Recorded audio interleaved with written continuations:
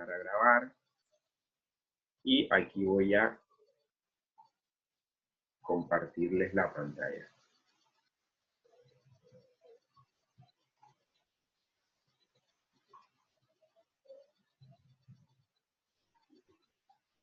¿Logran ver la pantalla compartida? Sí, señor. Bueno, en la última clase que nos vimos, estuvimos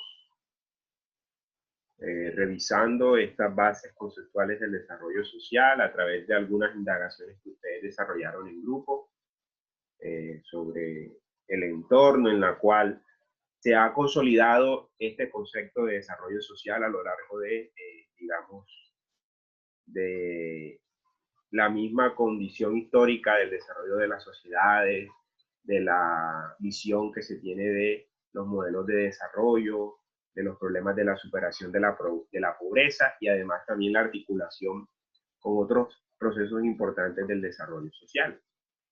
Aquí habíamos hablado antes las diferentes perspectivas que vamos a desarrollar en torno a los procesos de desarrollo y de planificación en torno a todo como el eje estructural que vamos a hablar en el curso.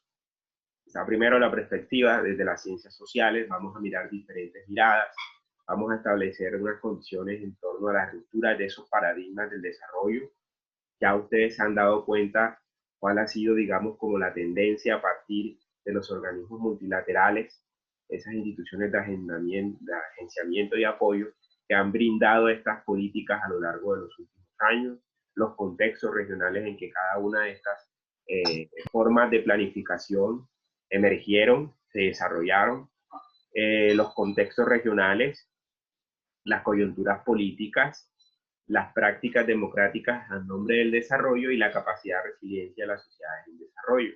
Esos elementos, estos 7 elementos son claves para comprender toda esta base fundamental del desarrollo y de la planeación. Un elemento central es mirar nuestro contexto, Colombia. Colombia es un territorio muy particular, un espacio, digamos, dividido por lo menos en 5 regiones, digamos, 5 regiones que a la vez se dibujan en estas 54 unidades geográficas o regiones naturales que estableció, digamos, el IGAD en el año 2005, donde las características esenciales de estos elementos son las condiciones naturales, principalmente asociadas a fuentes hídricas, a estructuras de suelo y a las composiciones físico-naturales de un espacio. Entonces, como ustedes se dan cuenta en esta imagen, esas 54 geografías comprenden muchos escenarios complejos de la geografía nacional, que van desde archipiélagos, Sierra Nevada, deltas, valles, depresiones, llanuras, fosas, serranías, pantanos, vertientes, macizos. Todos estos sistemas geográficos asociados a estos procesos naturales son claves para entender el territorio en su conjunto. Ese es un punto de partida. Un punto de partida que como sociólogos tenemos que primero revisar, porque ese es donde digamos, las bases del desarrollo se sientan, se acimentan, se generan unas bases fundamentales para así, a través de los hechos sociales y de las acciones que se generan en esos espacios, es donde vamos a mirar cuáles son los grados de identificación de una sociedad, de conformación de un grupo humano, de lo que se conoce como la formación social de una comunidad y también basada a la relación con ese entorno. Entonces es importante entender, por ejemplo, en el caso ya para ubicarnos en la región Caribe, ver las particularidades que tenemos como unidad regional. Obviamente tenemos una visión hacia el Caribe. El Caribe es un escenario muy significativo en cuanto a esa visión regional que podemos tener de nuestra condición en ese entorno, un entorno biorregional, que vamos a verlo un poco más adelante, pero también un contexto particular en cada una de nuestras territorialidades.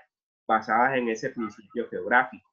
Puede ser muy determinista, puede ser bastante sesgado, pero lo importante es determinar algunos grados de validez para poder incorporar procesos y modelos de desarrollo.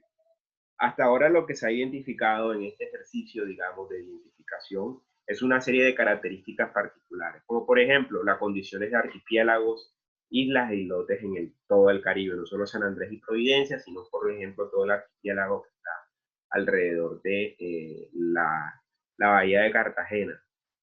Existe también uno de los escenarios interesantes, que es la península de La Guajira, que es una península desértica.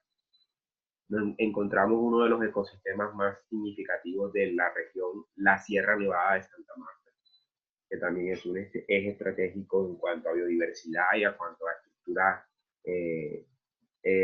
físico-natural principal. El delta del río Magdalena, por ejemplo, es un escenario muy interesante, donde nosotros nos quedamos ubicados aquí en Barranquilla y también Cartagena, está influenciado por el sistema del Canal del Dique, la desembocadura del río Magdalena y la Ciénaga Grande de Santa Marta.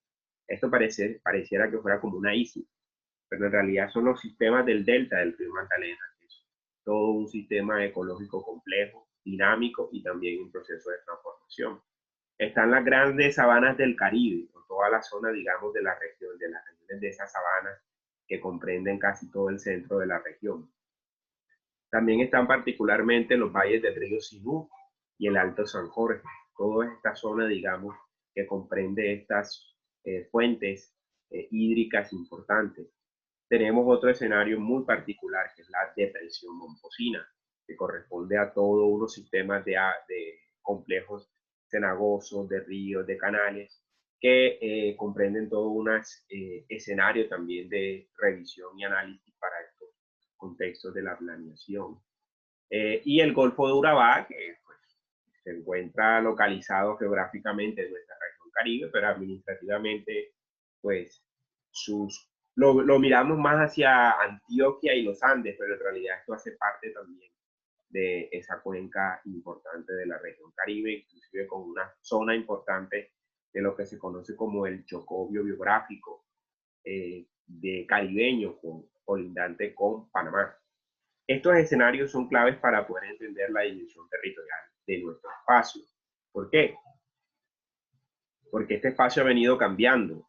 Este espacio ha sido, digamos, un territorio que ha sido, digamos, transformado a lo largo de la historia y los procesos de formación social nacional han implicado revisiones de ajustes, por ejemplo, en materia de cartografía, en materia también de historia regional, hasta recientes años, este tipo de historia regional se ha incorporado en los procesos de investigación y en las dinámicas que se vienen manejando en distintas universidades.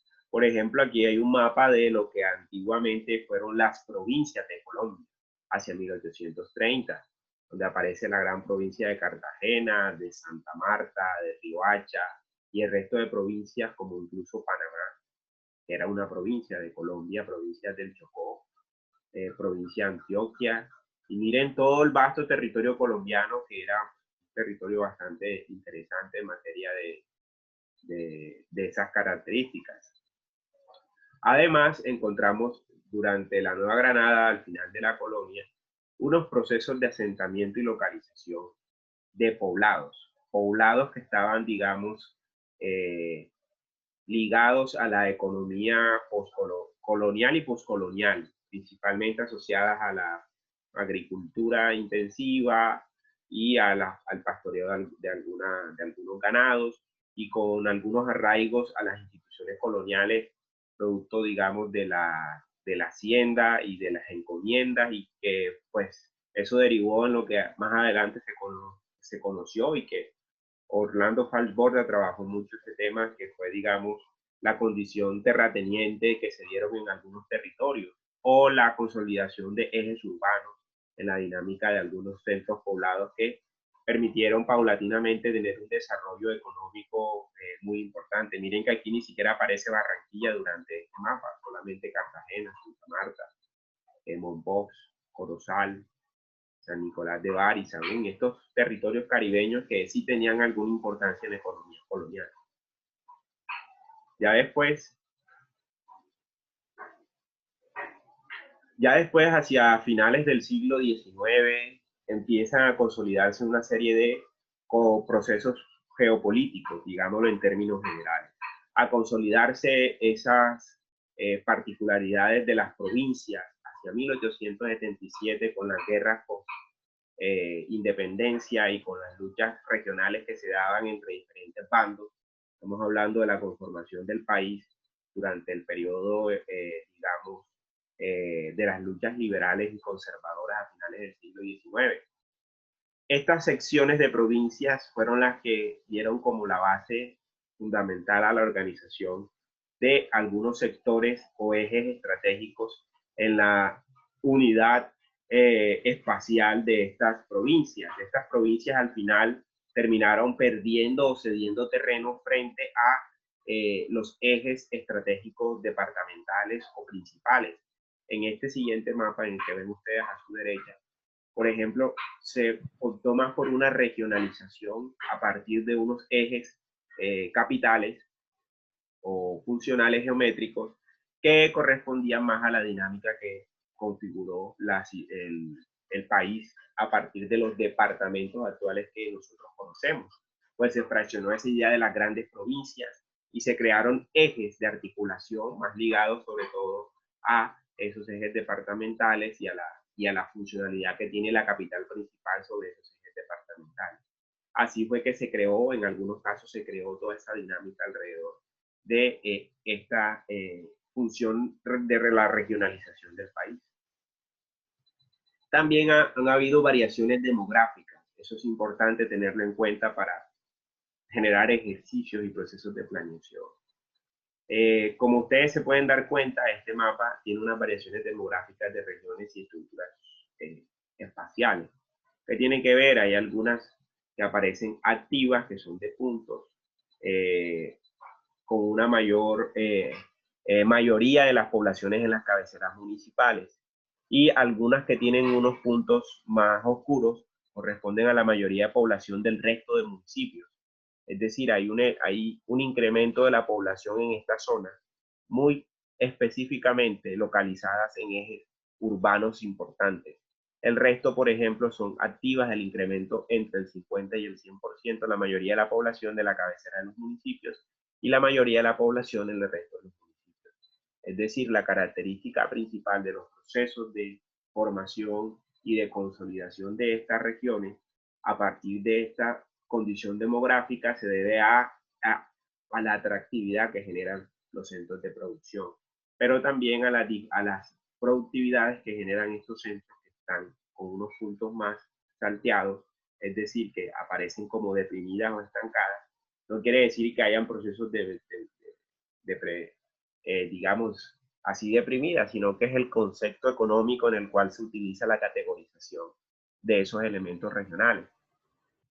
Entonces aquí aparecen las regiones, las como 7 regiones características fundamentales que analiza esta configuración: Santanderes, el altiplano cundiboyacense, el Tolima Grande, el sureste, el occidente, el noreste y el Caribe. Son estas regiones, digamos, específicas para el desarrollo. Miren la configuración del resto del país, que está entre la Orinoquía y la Amazonía, no aparece como reseñado. Aquí ya aparece, por ejemplo, una visión mucho más específica de la función que tienen las capitales regionales sobre su eje de articulación cercano. Aquí ven una serie de aproximadamente 111 municipios que generan una condición de epicentro regional. Entonces, cada uno de estos municipios mantiene una relación próxima con otros municipios o incluso con otras unidades regionales, pero ellos entre sí generan unas condiciones especiales. ¿Qué tienen, por ejemplo, este tipo de municipios? Manejan unos servicios esenciales. Por ejemplo, prestan algún servicio de salud, tienen equipado mejor infraestructura pública, por ejemplo, ya sea colegio, biblioteca, estación de policía, equipamientos relacionados con espacio público, o tienen una autoridad, por ejemplo, judicial, o tienen una autoridad específica para diferentes servicios del Estado allí presentes. Entonces es necesario tener en cuenta esta base para poder analizar qué es cómo ha venido configurándose el territorio nacional a partir de este escenario. Aquí vemos, por ejemplo, una forma de organización territorial desde el punto de vista de la planeación territorial, que son la configuración de los planes de ordenamiento territorial según el tipo de municipio. Recuerden que la ley 388 establece la forma de planificación territorial a partir de un plan de ordenamiento. Pero este plan de ordenamiento se sigue bajo esa normativa y se ejecuta bajo unos esquemas, bajo unos planes básicos o bajo un plan de ordenamiento territorial. Si se pueden dar cuenta, la configuración esencial del país es la gris. Son esquemas de ordenamiento territorial. Es decir, territorios inferiores a 50 millones de habitantes, a 50.000 habitantes, perdón. Es decir, son territorios básicos, territorios incluso dispersos, donde no hay una materialidad no hay una materialidad que configure todo, digamos, un proceso de, digamos, comprensión, yo le llamaría dialéctica al proceso de la construcción del país. Este país le ha dado la espalda a la visión rural, a la visión alternativa o a la visión, digamos, ambiental de los territorios.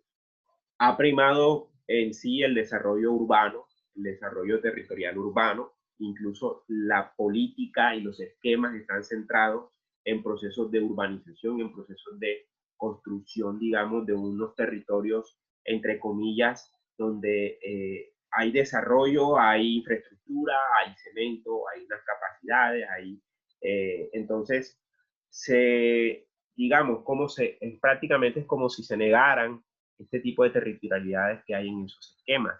Le siguen los planes básicos de ordenamiento territorial, territorios que aproximadamente están por encima de los 50.000 habitantes, es decir, poblaciones que tienen más de esa capacidad, que oscilan entre 50.000 y 100.000 habitantes. Entonces, estos territorios son territorios marcados por una dinámica muy particular, pueden ser ejes estratégicos específicos, pero miren las manchas azules. En cambio, los planes de ordenamiento territorial, que es el principio que se aplica en casi todo el proceso de planificación, que debiera ser a la inversa, es el que se aplica, digamos, en los puntos rojos, que son mayoría de ciudades que superan los 100.000 habitantes y que están localizadas, digamos, en este tipo de centros que están en rojo. Si bien no es mucha digamos, las manchas rojas, y esto genera una contradicción dialéctica en términos de entender el territorio nacional. Y eso, entre la perspectiva de la planeación, es clave. Pero esto tiene unas lógicas y eso es lo que nosotros vamos a revisar. Y es que la organización territorial del país, a partir del artículo 285 y 286 de la Constitución, establece que este es un país de regiones. Y este país es país regional, pero tiene estas características, que también está conformado por departamentos, municipios, distritos, áreas metropolitanas, no están incluidas en esa imagen, asociación de municipios, provincias, aquí están áreas metropolitanas, territorios indígenas también hacen parte de esa organización territorial, y después de la ley de las negritudes, también territorios de comunidades negras. Entonces es importante entender que esta lógica de la función del Estado es importante, es la función territorial del Estado. Así se esquematizan los procesos de planificación del desarrollo. Esto no solamente se va desde una perspectiva territorial, sino que a través de ese proceso de territorialización se aplican los esquemas de sectorización de las distintas capas del desarrollo social para poder generar las dinámicas que nosotros vamos a ver, o la estructura general. Por ejemplo, el ordenamiento territorial está amparado por unas comisiones, y este es más o menos el organigrama de que depende las comisiones de ordenamiento territorial. Entonces, un ejemplo de cómo se organiza, digamos, todo el esquema a través del ministro, de los ministerios, a través de expertos, a través de, por ejemplo, el Instituto Colombiano Agustín Codazzi, los expertos, digamos, de los órganos legislativos y académicos, que crean esta función de, por ejemplo, la Comisión de Ordenamiento Territorial Nacional del Departamento Nacional de Planeación. Entonces es un elemento para entender que a nivel nacional hay toda una política para poder empezar a entender esta lógica. Pero eso no se ha traducido, no ha llegado a las lógicas del nivel territorial, es decir, a los niveles municipales, departamentales o distritales o de áreas metropolitanas. Aún falta mucho bajar este nivel hacia las regiones. Las regiones son las que están demandando información, están demandando necesidades y están demandando un qué hacer para poder operativizar estos procesos que desarrolla el Estado. Si bien miren esa comisión técnica, las distintas instituciones que hay involucradas, se pueden imaginar, si nos vamos a las regiones, la multiplicidad de instituciones y de procesos que se pueden desarrollar allí. Entonces aquí es importante generar una base de información, una base de articulación interinstitucional para poder entender qué puede estar pasando, en este caso con la gestión territorial, pero también con otro tipo de actores o gestiones o sectores como la educación, la salud, la infancia, digamos, las políticas sobre el medio ambiente, sobre la salud, ahora a propósito del coronavirus. Es decir, hay varias funciones. Pero para entrar en materia, es esencial entender esta figura, que es planificar. ¿Qué es la palabra planificar? Atentos con esto, ojalá puedan estar escribiendo. Antes de iniciar, de continuar, voy a dejar de compartir un minuto. Me gustaría que activaran todas sus cámaras, si pueden activarlas, por favor.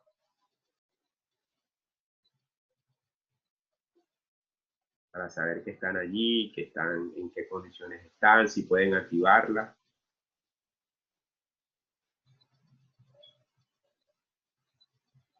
Para verlos, si están flacos, si están gordos, si se peinaron, si se bañaron, si están en la cama o están... Por favor, activen las cámaras los que puedan.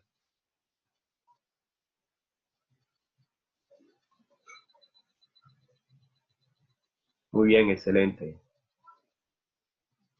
Dixon, ¿todo bien con la clase? Bien, perfecto. Muy bien, Dixon. ¿Todos me escuchan bien? Bueno, el que no tenga cámara no hay problema. La idea es que podamos activar en algunos momentos, ojalá puedan ustedes en algunas clases y sobre todo cuando desarrollemos algunos talleres, poder, así sea que lo hagan desde el celular, se pueden conectar 2 veces, lo pueden hacer desde el celular, desde el computador para que activen las cámaras y saber que están allí y no hablarle a nombre. Entonces es como también para conectarnos a la clase. Los que no tienen cámaras, digan algo, están allí, están presentes, están en la clase.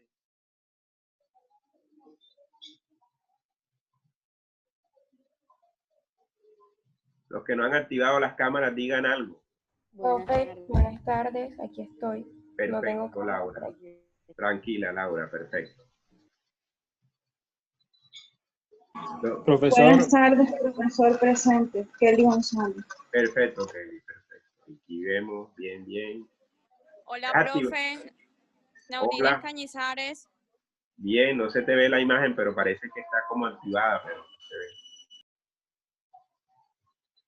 Bien, perfecto, el resto. Veo que están dejando mensajes también por aquí, por el chat. Listo, la idea Profe, yo le voy a hacer una pregunta, profesor. Adelante, adelante, Wilson. Referente a la explicación que usted estaba dando, que no comprendí muy, bueno, sé que pues más adelante usted lo va a ampliar porque ya lo dijo, pero referente a la explicación que usted estaba dando, que me pareció vital con los mapas y esto, a los focos rojitos y a los otros focos, usted hablaba referente a una dialéctica de la planificación. No sé si podría como volver a explicar lo que dale. no lo comprendí. No, tranquilo. Comentaba de que como si no encajara como esa esa lógica institucional frente a las necesidades que hay en los focos que usted estaba haciendo, digamos, la referencia. Muy bien, Wilson, ya te explico. Está levantando la mano Kleiner.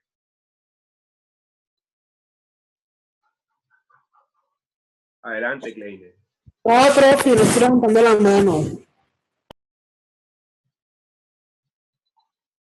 No lo escuché bien. Ustedes lo escucharon bien. No entendí muy bien qué. Profe, lo que Kleiner dijo era que él no estaba levantando la mano. Ah, bueno, lo vi con la mano levantada acá en el programa. Este tiene una opción que pueden levantar la mano, si quieren, pero... Bueno, listo, entonces vamos a responder la pregunta del compañero Wilson. Ve, Wilson, te devuelvo otra vez. ¿Logran ya otra vez ver la diapositiva? Vamos y nos regresamos a esta imagen. Bueno, esa dialéctica que yo les hablo de territorial es una posición que tengo frente a la realidad del país.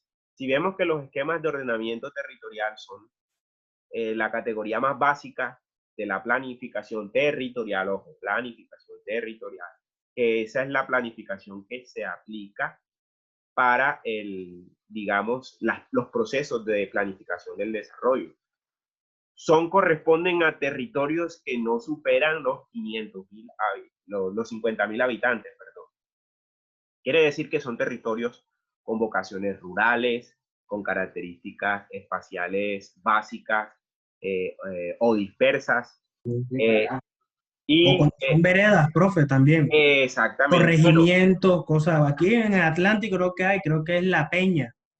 Que exacto, en los planes de ordenamiento territorial está dividido así por cantidad de habitantes. Exacto, Juan. Muy bien. Pero la articulación es que, por ejemplo, a veces estos corregimientos tienen más peso de población que la cabecera municipal o sea, la cabecera municipal. Por ejemplo, algunos casos aquí en la región de la Orinoquía, hay zonas por donde están los yacimientos de casanares de Pacífico y Rubiales. Claro que en las plantaciones petroleras hay mayor cantidad de población que en la cabecera municipal digamos, de Yopal o de algún de los municipios que tienen este tipo de explotación. A eso me refiero con la equidad y la distribución espacial de las funciones del ordenamiento, en este caso de la planificación territorial. ¿Por qué? Porque aquí debiera ser que el Estado colocara como principio básico de ordenación el esquema característico del territorio, que es los territorios más relacionados con la ruralidad, con los espacios, digamos, dispersos, ya sea en una dinámica ambiental o en una dinámica rural o una dinámica, digamos, específica. Pero se impone más el modelo de ordenamiento a partir del plan de ordenamiento territorial, que es el que hacen las ciudades, los centros urbanos, que son los que están en rojo. Y si los que están en azules, que son los planes básicos, son municipios que están en la categoría, digamos, después de 100,000 habitantes. Entonces son municipios que tienen una talla mediana, digamos, quiere decir que pueden ser ciudades medianas o ejes medianos de desarrollo. Entonces estas dicotomías entre estas tres fases son las que crean esa dialéctica. Si este es un país donde predomina el esquema de ordenamiento territorial, a veces incluso estos esquemas de ordenamiento territorial son los más desactualizados en las dinámicas de la planeación.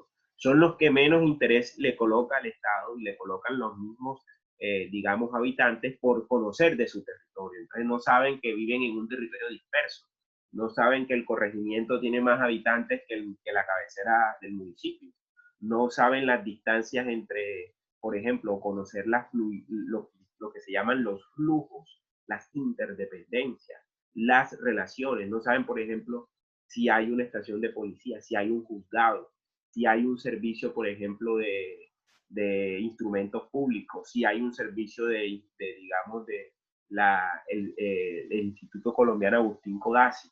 El tema, digamos, de la ruralidad o de los espacios y de los territorios rurales es muy complejo y es informal, motivo por lo cual se derivó durante casi más de 200 años una guerra, digamos, por esos territorios.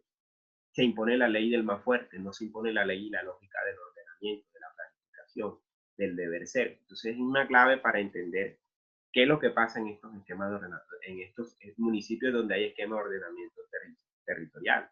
Y cómo es que impera la ley, digamos, más cercana hacia temas de conflicto, donde hay procesos, digamos, de más evidentes del problema del conflicto armado, temas relacionados con la tierra, temas relacionados con problemas ambientales, y donde la función del territorio no es clara, porque no se sabe y no se conoce. Entonces, hay mayor información en municipios que hay en rojo, porque obviamente los planes de ordenamiento territorial se les informa a nivel de educación, a nivel de participación. Entonces, ¿dónde está la lógica del Estado y la intervención del Estado en el territorio? Por eso vemos que el Amazonas, por ejemplo, y la Orinoquía no están dentro de la agenda. Y aquí, digamos, más adelante vamos a tener un profesor invitado que trabaja muy bien este tema de, yo le llamo las otras territorialidades. ¿Qué pasa en el Amazonas? El Amazonas es un territorio bastante complejo. ¿Qué pasa en estas zonas del Chocó y del Pacífico? Que también son territorios. ¿Qué pasa en las zonas del Caribe? Que también tienen esas condiciones de territorialidad. A eso me refería, Wilson. No sé si te quedó clara la idea.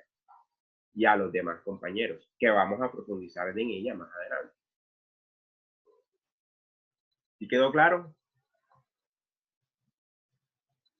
Sí, profe, gracias. Bien, perfecto. Bueno, volvamos aquí y tomen apuntes. Igual estoy grabando, pero tomen apuntes.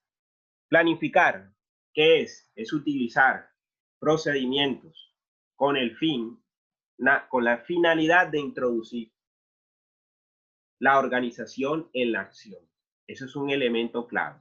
¿Para qué alcanzar metas y objetivos? Eso es un elemento central en el concepto de planificación. Planificar es usar procedimientos con el fin de introducir organización en la racionalidad de la acción para alcanzar metas y objetivos. Entonces hay que tener en cuenta en esa organización racional, en la acción, los recursos y los medios, a ver si son escasos o los tenemos suficientes para alcanzar esas metas y esos objetivos. Este es el concepto, digamos, esencial, básico de estas propuestas de la planeación o el concepto general de la planeación. Ténganlo en cuenta, planificar es utilizar procedimientos con el fin de introducir organización en la racionalidad de la acción. La acción es clave, por eso está en el centro. ¿Y cuál es el objeto de esa acción? Alcanzar metas y objetivos. Y ya vamos a ver por qué la sociología es clave en este proceso y cómo la teoría de la acción es importantísima. A mí me parece, quienes quieran sacarle provecho a los ejercicios que vamos a hacer aquí, para sus trabajos de grado, para su carrera profesional, pongan la atención a la categoría de acción. Volver a Weber, quizás a Parsons, trabajar Anthony Giddens, e inclusive mirar lo que plantea Luhmann. Entonces son elementos esenciales para entender la lógica que tiene la sociología para responder y las competencias que podemos tener nosotros como sociólogos si entendemos este concepto de planificación desde la acción. Y ya ahí sí ustedes pueden tomar la decisión por dónde coger el sartén por el mango. Quiere decir por qué campo de la sociología quieren ingresar o empezar a armar su radio de acción, porque no podemos abarcar todo. Tenemos que ir especializándonos en algunos escenarios donde no hay nichos. Hay campos en la sociología en la región Caribe, en Barranquilla, donde no hay nichos, por ejemplo, para trabajar este tipo de escenarios en materia de la academia y en materia también de desarrollo profesional. Entonces, presten mucha atención y es fácil hacer un ejercicio para poder entender esta lógica. ¿Qué es? ¿Qué se quiere hacer? ¿Qué? Estas preguntas son claves, no solo para un ejercicio de planificación con el enfoque de esta asignatura. Inclusive es interesante hacerlo incluso para sus proyectos de grado o sus ideas de proyectos de grado que tengan. ¿Qué? Estas preguntas parecen como si fueran de niños de 4 o 5 años, pero en realidad son preguntas que nos habilitan a abrirnos campos y a aterrizarnos algunos elementos claves. Nos preguntamos mucho por qué. ¿Qué es eso? ¿Qué se quiere hacer? Cuando uno está en este campo de los estudios sociales, de las ciencias humanas, uno se pregunta, ¿qué se quiere hacer? ¿Qué quiero hacer yo? O sea, ¿qué quiero con esta carrera? ¿Qué hay que hacer para la sociología? ¿Cuál es el quehacer? Entonces es importante esa palabra. Empiecen a dibujar una idea, por ejemplo, de lo que, tratando de responder ustedes este esquema y esta pregunta. ¿Qué se quiere hacer?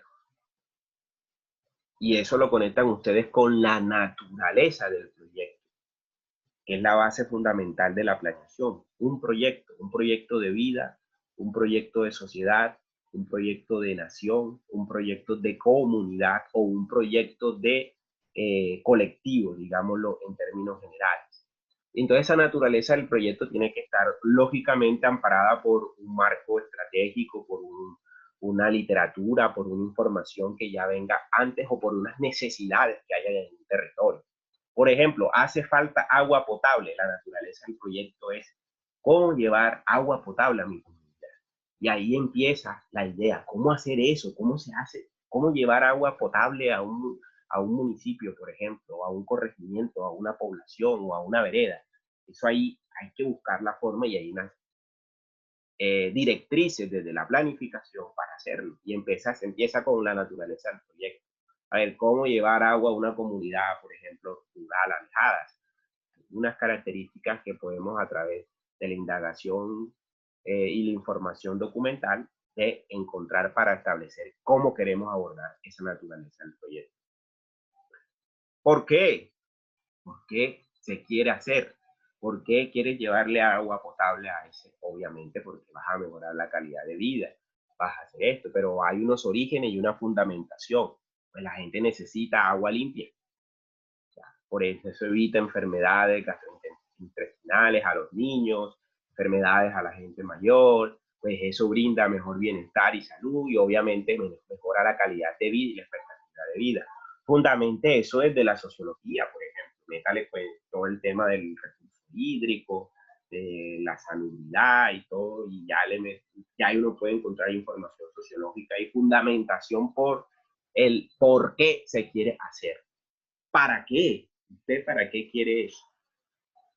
¿Para qué ustedes quieren hacer ese proyecto? Aquí es donde vamos a incluir los objetivos, aparecen subrayados porque son claves, y los propósitos. Y obviamente los objetivos tienen unas lógicas, deben de ser propositivos, pero tienen que ser alcanzables. No, por ejemplo, vas a hacer un objetivo que vas a construir una ópera digamos, en un lugar donde ni siquiera hay todavía servicio de energía, por ejemplo. Entonces hay que ser prioritarios. ¿Cuáles son los propósitos? ¿Para qué alcanzar ese proyecto? Por ejemplo, ¿para qué? ¿Cuál es el objetivo de llevarle agua potable a ese pueblo? ¿Para qué se quiere hacer? Es importante, y el propósito general. A veces hay un objetivo general y algunos objetivos específicos. Y cada objetivo cumple un propósito que se convierte en lo siguiente: ¿cuánto se quiere hacer? O sea, ¿cuáles son las metas? Los propósitos nos llevan a las metas. El propósito 1 tiene que llevar a la meta 1. No es que el propósito 1 te va a llevar a la meta 3 a lanzar. Hay que ser coherente con para qué y cuánto se quiere hacer en esas metas. ¿Dónde? ¿Dónde se quiere hacer? ¿Qué se quiere hacer? O sea, ¿dónde? O sea, hay que buscar siempre esa palabra ¿dónde? ¿Dónde? A veces creemos que y colocamos a nuestros ejercicios de trabajo, tesis o demás, no sé qué, digamos, situación de la mendicidad en Barranquilla, por ejemplo, de las habitantes de calle en la ciudad de Barranquilla, por ejemplo. Imagínense la ciudad de Barranquilla Tiene casi 150 kilómetros cuadrados, casi 2 millones de habitantes. O sea, ¿cómo vamos digamos, a cubrir ese espacio, esa cobertura espacial? La localización física, la ubicación del espacio es clave. Entre más precisos y más confiables seamos en esa cobertura espacial, en donde precisemos y pongamos a desarrollar esa idea, va a ser mucho más efectivo. La naturaleza de ese proyecto, establecer la claridad del origen, establecer los objetivos y cumplir esas metas. ¿Dónde vas a cumplir esas metas? ¿Te va a alcanzar, digamos, la vida para solucionar esos problemas? ¿O te va a alcanzar, por ejemplo, el periodo de elaboración de tu tesis? ¿O el periodo que tienen, por ejemplo, ustedes están en séptimo, tienen octavo y noveno, tendrán más o menos un año para empezar a elaborar su proyecto, antes de no esperar terminar seminario y esperar que, digamos, ya ustedes en el seminario 1 deben de tener listo qué es lo que van a hacer. Y aquí hay unas pistas desde la planeación, unas pistas, ojo, pistas. No quiere decir que de planeación vayan a hacerlo de seminario, no. Aquí hay unas pistas, porque estas pistas son las mismas que utiliza el proceso de planificación. En realidad es una investigación. Y el oficio del sociólogo es la investigación. Entonces, muy atento con esta reflexión, con este ejercicio que vamos aquí revisando. ¿Hasta ahora hay alguna pregunta? Bueno, sigamos. Pasamos de dónde vamos a hacer a cómo. ¿Cómo se va a hacer? A veces aquí nos quedamos atorados. Aquí nos quedamos atorados. Se nos va, digamos, aquí en el atoramiento, cómo hacerlo, cómo hacemos eso. Y eso es donde influye la claridad de las actividades y tareas que se proponen para alcanzar esas metas. Y se determina una metodología. La metodología es, en realidad, cómo lo vas a hacer. Y para eso, pues la metodología desde la perspectiva sociológica, ustedes ya tienen una formación, tienen toda una competencias que han venido adquiriendo en materia de métodos cuantitativos, en materia de métodos cualitativos. Ponerlos al servicio de sus intereses, de su trabajo de grado, de su ejercicio. No es que, por ejemplo, van a, digamos, a trabajar un ejercicio sobre medición, digamos, de la pobreza y van, digamos, a hacer o utilizar otro tipo de metodología que no concuerda con esa necesidad de que se desprende la naturaleza del proyecto, el origen, fundamentación y las metas. O sea, hay que haber un sentido de coherencia. ¿Y cómo se va a hacer? Es clave la metodología que se aplica. Hay metodologías estandarizadas, hay metodologías que ya se aplican en algunos esquemas en estos procesos de planificación y es esencial esto. Otra cosa clave, ¿cuándo se va a hacer? ¿Eso qué quiere decir? Que no se van a demorar toda la vida haciendo un trabajo de grado. Proyéctense a hacerlo en 6 meses, en un año.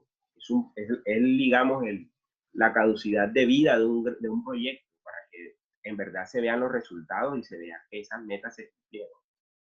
Para eso es la calendarización o cronograma, es decir, la ubicación en el tiempo. Estas actividades, ¿cómo se van a cumplir a lo largo del tiempo? Ya sean 6 meses, a veces se utiliza el famoso diagrama de Venn, que se hacen por meses, por años, por semanas, es decir, todo a una predestinación específica.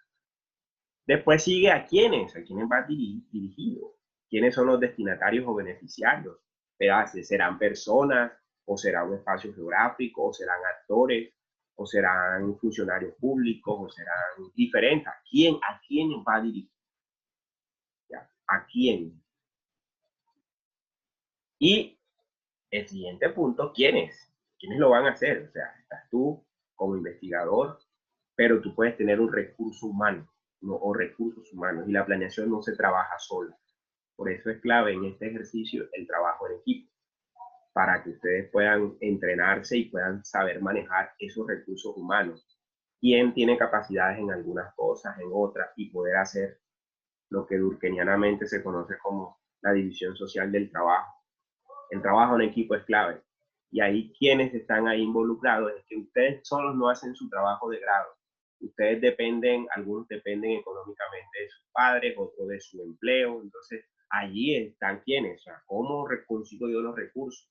Los libros, si me los prestan en la Luis Ángel Arango, en una biblioteca, o los descargo de internet, o sea, de las bases de datos, o la información que me suministra la alcaldía, la gobernación, o el líder comunitario, o la líder. Es decir, estos son los recursos humanos y es clave tenerlos en cuenta para poder diseñar ese ejercicio.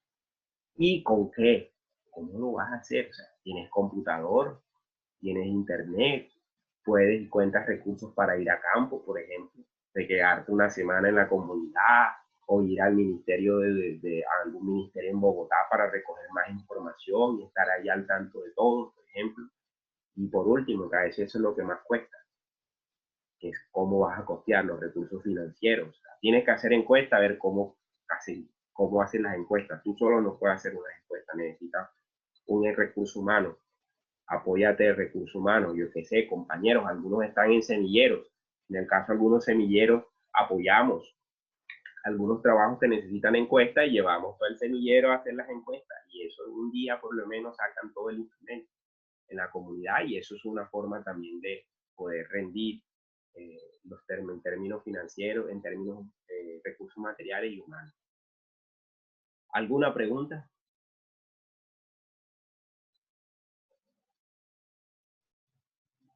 ¿Alguna inquietud?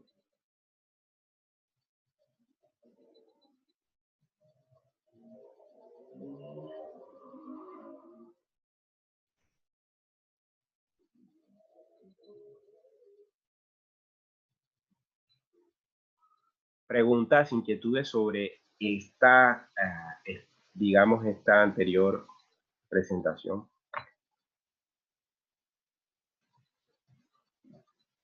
¿Qué les provoca esta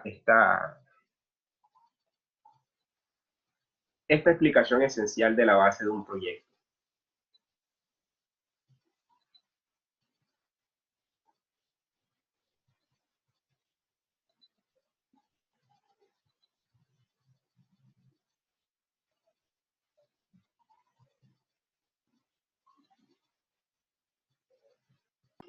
Profe, yo creo que digamos ese tipo de esquemas, pues usted nos está mostrando, aparte de que responde a un esquema de un proyecto de investigación, también creo que puede ser un poco más operativo si tratáramos de hacer como algo práctico.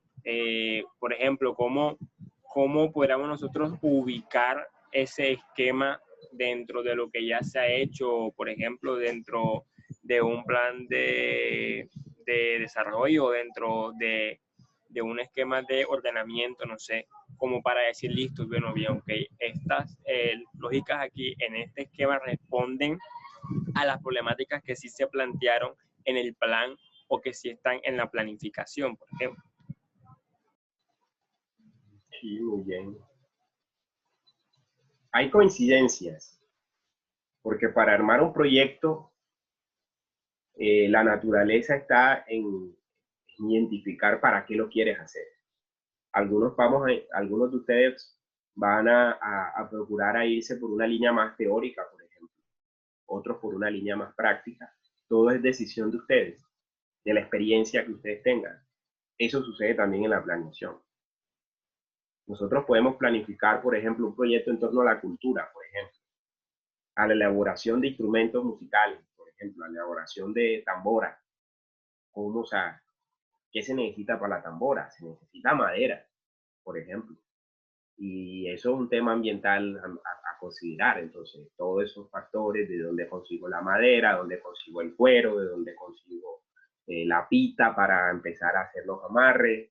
Y miren, todo un proyecto que es elaborar una tambora, cómo puede traducirse y cómo puede entrar dentro de un esquema de los procesos de planificación. Ahora mismo en la pandemia, pues, ¿qué hacen, por ejemplo, los artesanos que hacen instrumentos musicales? ¿Cuáles? Pues que ellos viven de eso, o sea, viven carnaval, no va a haber el próximo año. Pues no hay, digamos, actividades al aire libre que puedan permitir el ingreso, por ejemplo, o la elaboración de estos materiales para que los músicos puedan tener eficientes materiales, porque no hay una demanda, porque estamos en pandemia. Entonces miren cómo hay unas posibilidades que podemos agarrar nosotros teniendo estas bases que vamos a tener a lo largo del desarrollo del curso.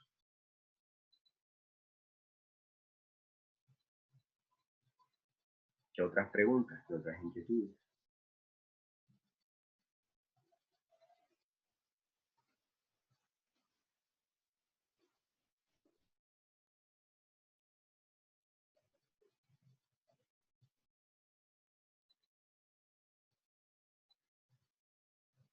A ver, preguntas, inquietudes.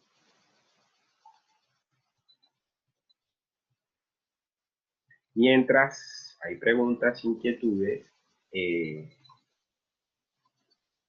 ¿cuántos grupos habíamos armado para el taller que estábamos haciendo?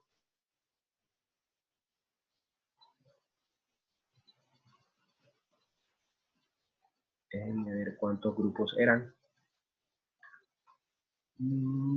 Éramos... Profesor, una pregunta. Adelante. Yo no pude asistir a la clase del día que armaron esos grupos. No, ingresas a cualquiera, ingresas a cualquiera. Ahora miramos bueno, muchas gracias. 8 grupos. Yo también, profe. Bueno, ahora determinamos eso. Por favor, ¿me pueden decir los integrantes del primer grupo? Para ir armando los grupos pequeños. Profe, el primer grupo somos nosotros, Declaración Universal de los Derechos Humanos. Bueno, Valentina. Valentina, José Miguel. Espérate, que esto tengo que hacerlo de manera manual. José. José Miguel, Juan Gutiérrez. Pues Juan Gutiérrez está. Sí. Lina Hanna y Rafael.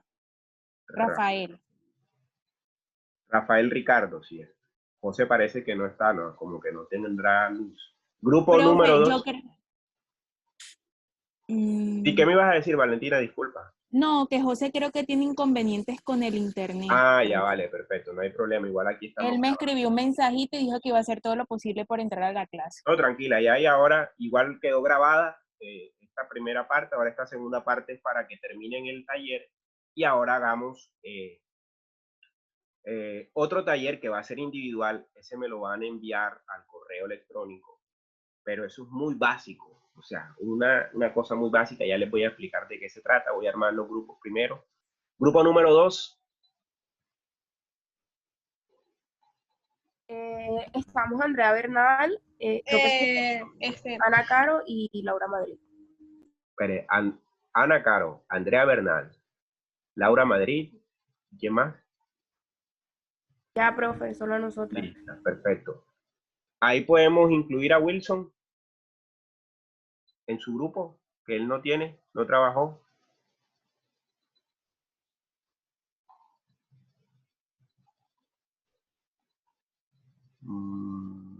Grupo 3.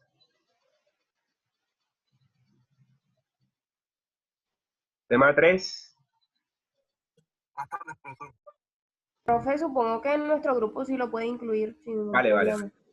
Andrés, ¿quién más? ¿Me puedes decir? O si no lo pueden, me pueden escribir acá al chat. El grupo 3 está conformado por Angie Vázquez, Andrés Jiménez, Dixon Coronado y mi persona Eduardo Barros.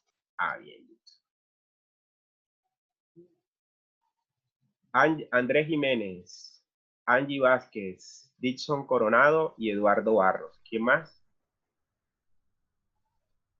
Y acá incluimos a la amiga Lisette, que es la intérprete de Dixon. Profe. ¿Sí?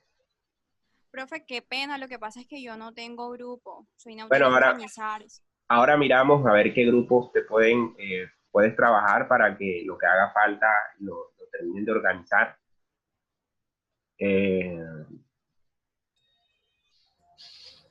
Grupo número 4. El grupo 4 está conformado por Angie Sánchez. Ajá. Perdón, Angélica Sánchez.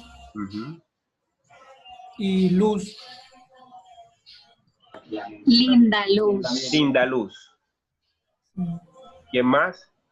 Ya, solamente somos 3. Bueno, ¿y tú quién eres? Porque no te veo. Luis Martínez. Luis, es que no te veo, Luis. Como estoy haciendo los grupos, veo la pantalla de los grupos. Podemos incluir a la compañera Naudine, ¿cierto? Que ella no tiene grupo.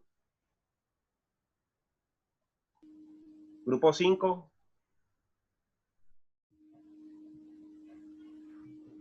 Profe, el grupo 5 somos Kelly González, Sol Silvera, creo que es Silvera, y Vanessa, pero no recuerdo el apellido de la compañera, y mi persona que es Sheili Barrios.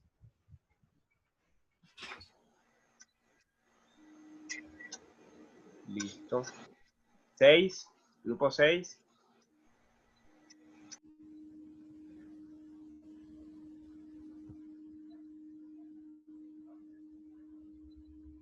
Grupo 6. ¿Cuántos son, profe? Nosotros somos el último. Por eso 6, el grupo. El último, son 6. Ah, bueno, No, está el conformado último, por ¿quiénes están conformados? Haider, creo que es Haider Maestre, si no estoy mal. Sí, Haider, ajá, acá está Haider. Valmiro Trocha. Pero Valmiro no está. No está Valmiro. No está Ya tengo conectado. ¿Quién más? Y yo, Richard Palacios. Bueno. Yo estoy desde el computador y el celular, si puedo incluir los dos. Sí, yo. Mejor. Entonces, Vale. María Ochoa no tiene grupo. ¿Quién es María Ochoa? Profesor, yo no tengo grupo, María Ochoa. Bueno, entonces vamos a incluirte en el grupo, en el último grupo. Y Kleiner, ¿tampoco tiene grupo? No, profe, tampoco tengo grupo. Bueno, vamos a incluir. Profe, si ya el grupo está avanzado, ¿cómo hacemos para dividirlo? Bueno, lo que haga falta, el compañero que llega ahora, pues lo actualizan y que lo que haga falta lo termine de hacer él. Ok. Y a Kleimer lo ponemos en el grupo 5 para que apoye a la compañera del grupo 5. Entonces, van a continuar con la actividad de los conceptos bases del desarrollo social, que es todos los pactos, todo, digamos, los procesos de organizaciones multilaterales que iniciaron a partir de, digamos, los años 40. Van a terminar ese ejercicio. Recuerden que ustedes tienen que plasmar las ideas síntesis. Pueden ser en una diapositiva, en una imagen, como en un collage, solo en uno, o máximo 3, de lo que ustedes van a recoger de esa información que tienen, digamos que, digamos, analizaron, recopilaron, informaron, digamos, lo terminan hoy. Ya después, si ya ustedes están avanzados y lograron terminar y consolidar, vamos y voy a compartir nuevamente la pantalla.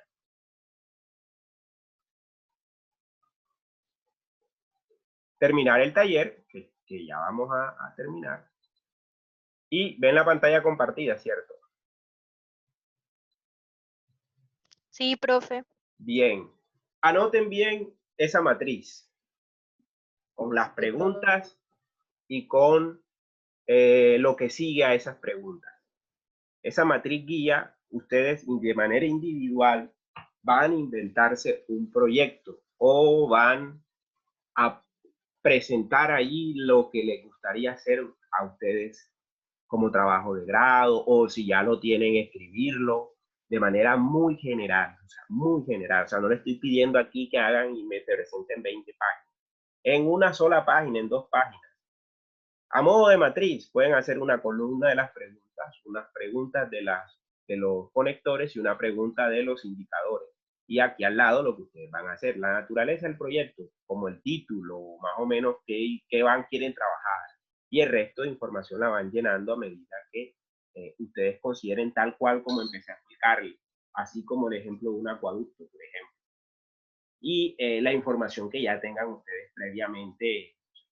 Les recomiendo que utilicen los escenarios en que ustedes se encuentren con mejor practicidad, con que se encuentren más preparados. He escuchado que algunos y algunas trabajan, por ejemplo, temas de género, temas alrededor de diferentes temas sociológicos y preocupaciones sociológicas. La idea es que poder yo hacer una lectura general de cuáles son sus intereses, ya, si son el arte, si es la cultura, si es digamos, temas urbanos, si son problemas ambientales, no sé, o sea, cualquier, digamos, naturaleza. Entonces les dejo aquí para que vayan, anoten general, o sea, de manera general esta imagen, y esto me lo van a enviar al correo electrónico.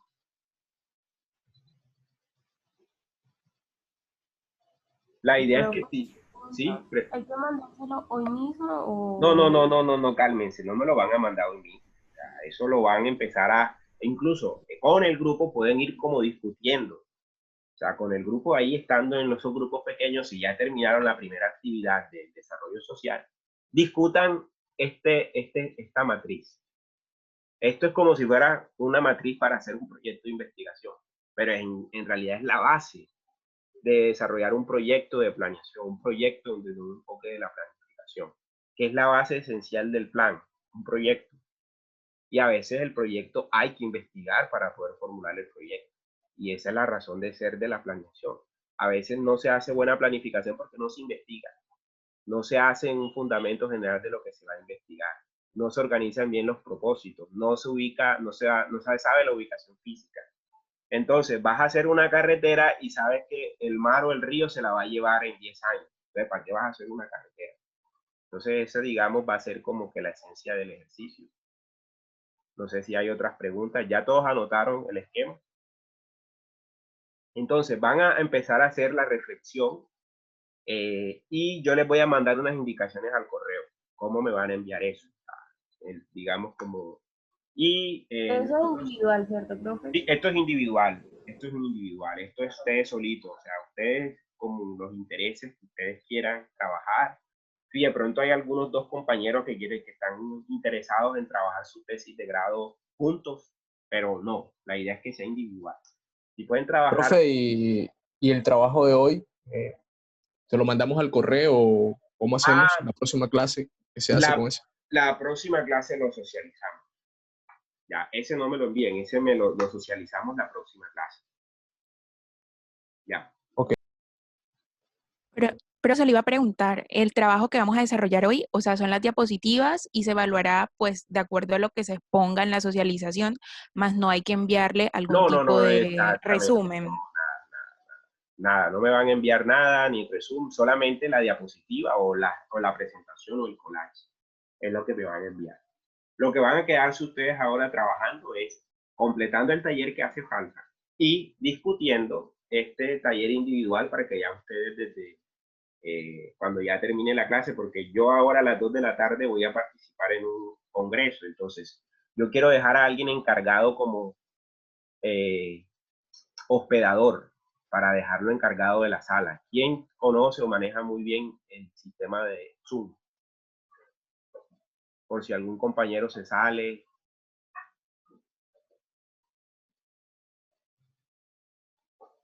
Para colocarlo como hospedador. Profe, disculpe, el taller que usted dice que hace falta para socializar ahora mismo es el de las diapositivas, ¿verdad? Sí, el de la diapositiva, el del concepto de desarrollo. Ok, disculpe, profe. No, tranquilo. Entonces, me gustaría dejar a alguien encargado de la sala de Zoom. ¿Quién se ofrece o quién tiene buenos? Ah, ya se conectó Palmiro.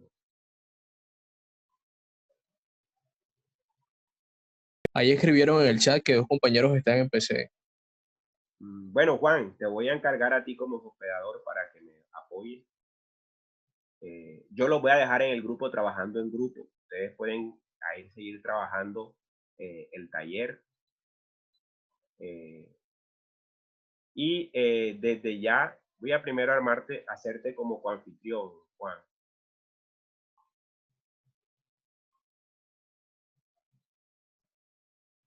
Ya Juan es coanfitrión. Yo igual voy a estar aquí conectado, pero voy a estar en otra reunión. Entonces, para que desde el celular me conecto a la otra reunión y con ustedes estoy acá. Entonces,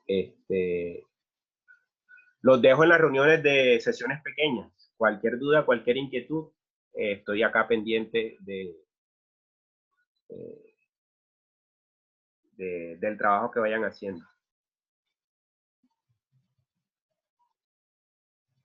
Acepten el ingreso a los grupos, a la sesión de grupos pequeños.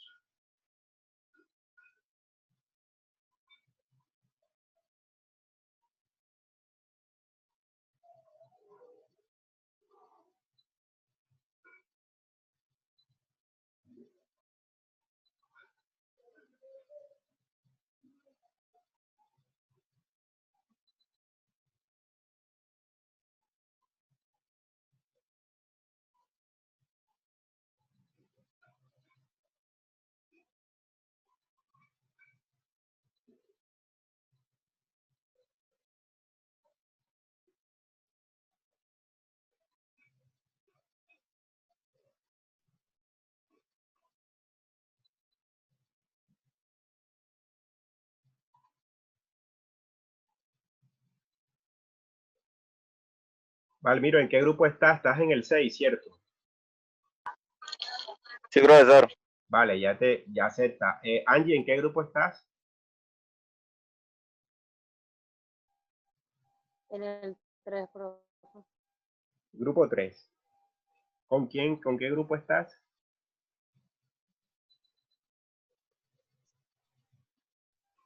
Con Dixon. Ah, vale. Andrés Jiménez y Eduardo Barros. Vale, ya. María, ¿en qué grupo fue que te asigné? Profesor, en el grupo número 6. Vale. Listo.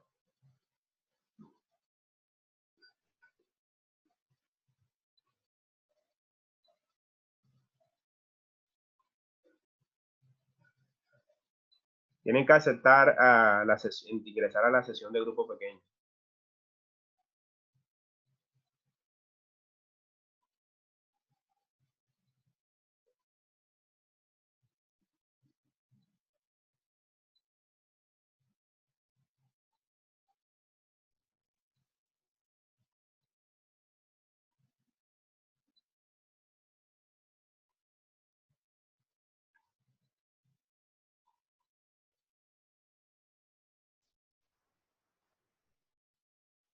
Profe, sí, lo que pasa es que necesito presentar pantalla y compartir pantalla y no me deja. Ya te doy la opción.